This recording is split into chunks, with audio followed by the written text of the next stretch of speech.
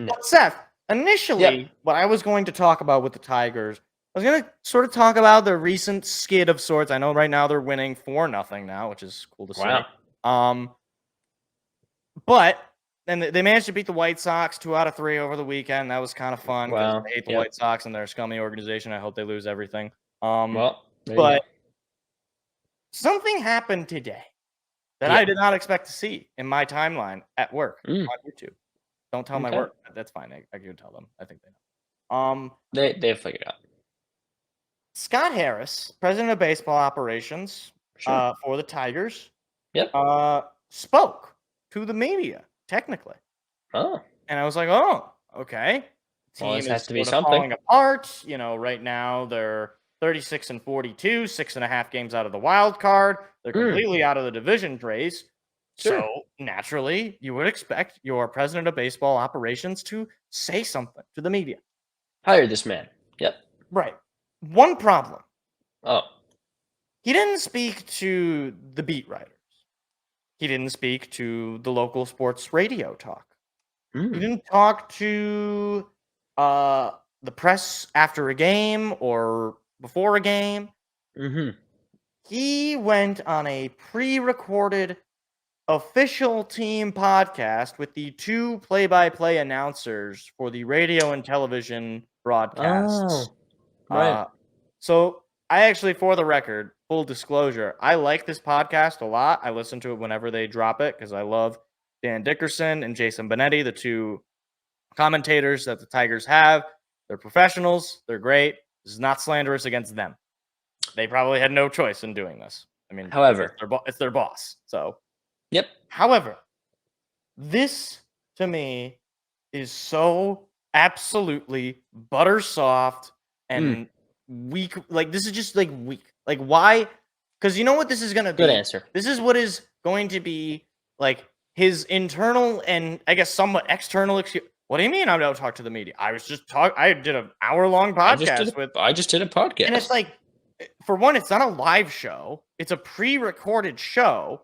And you're doing it with a it's like it's like if I did an interview with Seth. Like, hey, Seth, how's school going? I'm really gonna give you the hard-hitting question. It's like this is not at all what people want. And it's become a little bit of a routine with Scott Harris. He has yet to go on any of the local sports networks. He has yet to interview with any of the local beat writers. He'll talk to MLB Network. He'll talk to the guys at spring training before anything happens. Well, yeah, because they're doing fine. It would be one thing if he was just talking to people that I wish he would talk to more critical media. It'd be one thing if it was that. Yep. But he also said something in it as I was listening at work. And I was absolutely flabbergasted by this statement. Now, I don't have the exact quote. Sure. But you can go back and watch the show. It's available on the Detroit Tigers YouTube page. It's like 45 minutes long. It's an easy watch. Fine. Go ahead and enlighten us.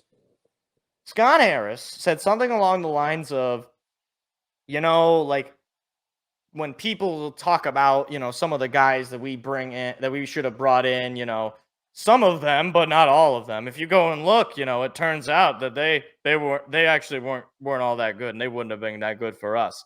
Like in a way saying, all those people who wanted X, Y, and Z bat or player or whatever, those guys, please, they don't know anything. Because look, they ended up bad. Now, I'm going to go on Baseball Reference here. Okay? Sure. Yep. And I'm going to look up 3 players that I would have been absolutely okay with the Tigers getting. I'm going to start with Matt Chapman. Matt Chapman, third baseman for the San Francisco Giants this year. Matt Chapman not having a great year, but batting .233, 9 home runs, a 107 OPS plus. By my measure, that's above league average. 7 points above league average, mind you. Indeed. So, as far as I'm concerned, that's pretty okay. He's 2.5 WAR, winning player, and a really good defensive player. 4-time Gold Glover at third base, 2-time Platinum Glove, and an All-Star. Really, really solid defensive player who can give you above average offense. Okay? There you go. So, I guess maybe he wasn't thinking of Matt Chapman. Maybe he wasn't thinking of it. So, Let's try somebody else. Let's try one Cody Bellinger, right? Ah, Cody Bellinger, former MVP of the league in the sure. shortened season, granted, former Rookie of the Year, World Series with the Dodgers in the shortened Mhm. season. He's batting 272 with a Mm. 115 OPS plus, Ah, and having another great year with the Cubs. sure. What do you know? He was on the market, and he can play center field, he can play first base, and oh, by the way, we don't have a first baseman anymore because the one Oh. that we bet all our money on, and Spencer Torkelson, is playing in Toledo. So, Oh. really great way to insulate him. Mhm. Right now we have an outfielder essentially playing Oh, first base nice. for us. So Yep. Cody Bellinger, I get it. Not good enough to get Cody Bellinger. Okay, fine. Cody Bellinger is That's one WAR player, whatever. yeah. Oh, Positive WAR one player. I'm war. sure we got a lot of those. Yeah, one war. So That's nothing. yeah, right. I mean, have you seen Javi Baez's WAR? He's got like 6, except it's Wow. going the other way. Oh no. What about former Tiger? One of my favorite players when I was a young lad, JD Martinez. JD Sure.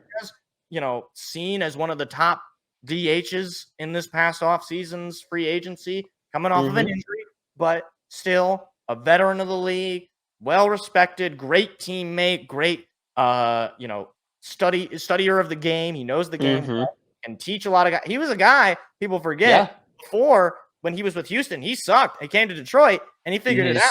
Yeah, he turned it So, on. obviously, he probably has a very positive view of Detroit as an organization, as a place to play, et cetera, Okay. et cetera. This year, Right. he's batting 290, Ooh. 1.3 WAR with a 151 OPS plus by my measure set. Wow. That is 51 points above league average. Now that is really something. That is really gosh darn good. So, can I ask who the esteemed gentleman, aka Detroit Tigers, president of baseball operations, was thinking? I don't know. I genuinely don't know because Mm. these were like the 3 names that were always passed along by Tigers fans in comment sections or on texts or call-ins to local radio or just Yep. in common conversation. These were like the 3 guys as far as bats that were available that they talked about getting. And that's only in free agency, mind you. Your San Diego Padres, as you Yeah. probably know, traded for one Luis Ariz, who, by the way, would immediately be the best hitter on our team right now. You want to know how I know that? Pull up his stats really quick. Uh-huh. Luis Ariz is batting 311. That is Correct. light years above any player on the Tigers right now. Mhm. And I don't care that it's not for power. We don't have any of that. It doesn't matter if we don't Who cares? And I gotta sit here and hear this general manager or this person of baseball ops just snide at the idea, just like nose up, like I know better than all of you people. Well, As his team, let me pull up some stats for you. okay. Sits More stats. let's pull it up. Where do they Yeah. sit on offense? Where do they sit on average? Okay, they sit, let's see, 23rd. Oh. 23rd in batting average, 232 as a team. They are Ooh. batting worse than the Toronto Blue Jays, or they're the same as the Toronto Blue Jays, I should say. They're batting worse than the LA Angels.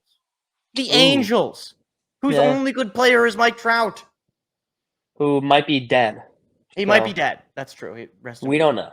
Yeah. Where do they sit on OPS? Oh, yeah, 23rd. So great. We improved from like 28th last year all the way up to 23rd. Hey, you know what? Those are yesterday baby we got a steps. triple play on us. So I just want to point that out as well. Like the first triple play since Ty Cobb was alive. Oh no. Like here's the thing.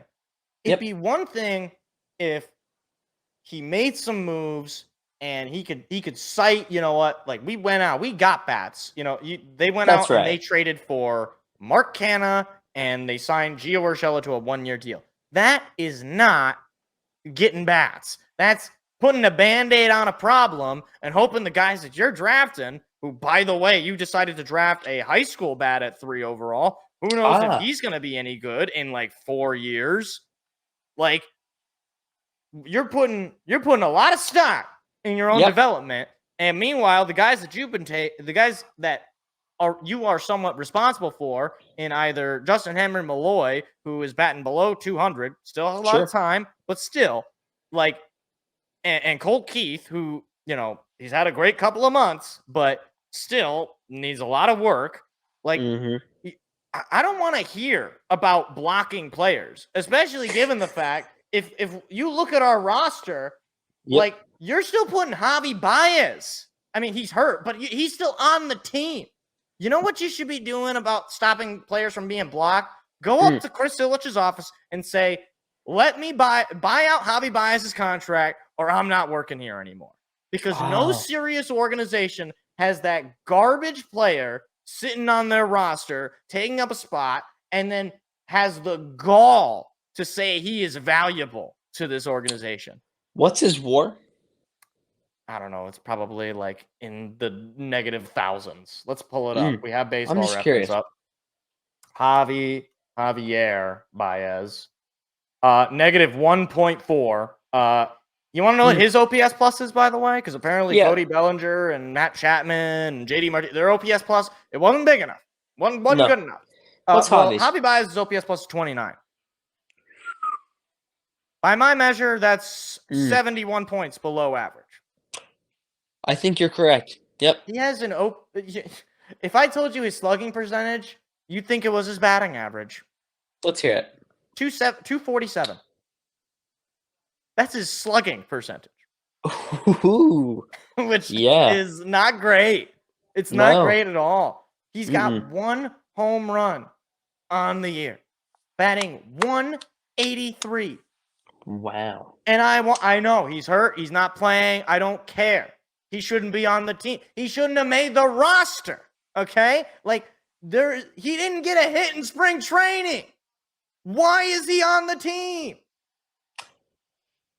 And I gotta hear, no, we can't. No, hey, some of those guys, they didn't turn out so good. You know what? Here's for you. Where is it?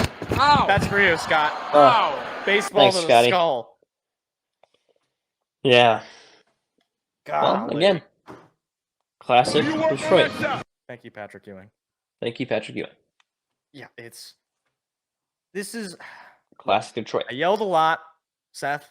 I know you're not a Tiger fan. I'm not. You have to understand, okay? This is not. I've made this point about the Pistons before. Like, for someone like you, someone of your age, for the most part, granted, maybe when you were younger, the Tigers were pretty good. The same deal with me. But for the most part, for most of your adult life, and frankly, for most of my adult life, the Tigers have just kind of sucked. Like, they just haven't been all that good. You know, people really, Miguel Cabrera, or Justin Verlander, and they traded him, and Max Scherzer, he's gone. Like, they just haven't been very good. But this is not, like, we aren't,